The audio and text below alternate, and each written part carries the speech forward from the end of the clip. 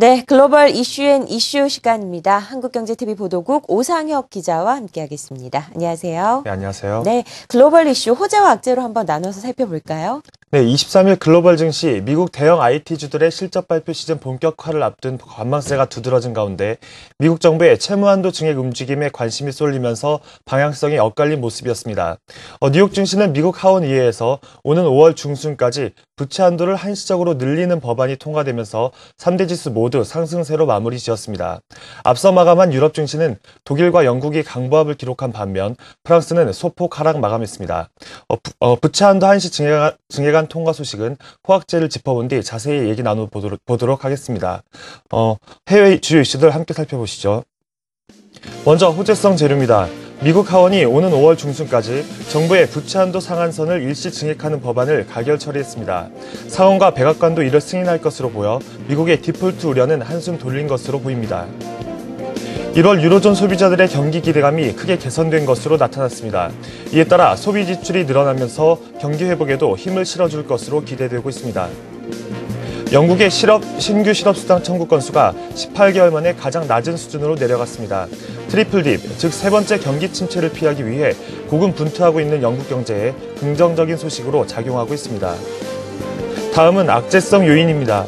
국제통화기금 IMF가 세계 경기 불확실성 등을 이유로 올해 세계 경제 성장률 전망치를 하향 조정했습니다.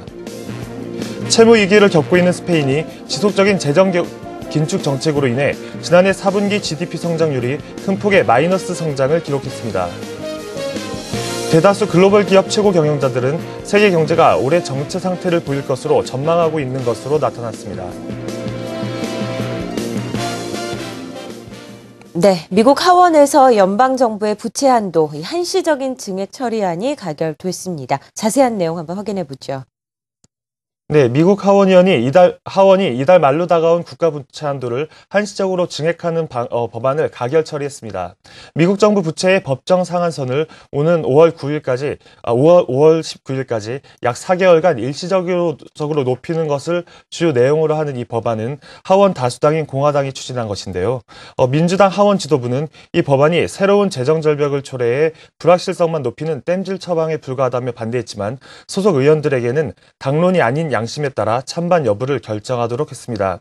결국 찬성 285표 대 반대 144표로 법안은 통과됐는데요. 하원에서 법안을 넘겨받게 되는 상원도 이 법안을 통과시킬 것으로 보입니다. 해리 리드 민주당 상원 원내대표가 하원이 임시 증액안을 승인할 경우 이를 별도 수정 없이 가능한 한 빨리 처리하겠다고 밝혔기 때문입니다. 버락 오바마 대통령도 이 법안에 서명할 것이라고 백악관이 밝힌 만큼 임시 증액안 통과는 시간 문제일 것으로 보입니다. 미국 정부의 부채는 이미 지난해 말 법정 상한선인 16조 4천억 달러를 넘어섰는데요. 재무부가 긴급 조치를 통해 2천억 달러를 특별 조달하면서 약 2달간 시간을 벌어둔 상태입니다. 하지만 이마저도 다음 달 중순경 모두 동날 것으로 예상되는데요.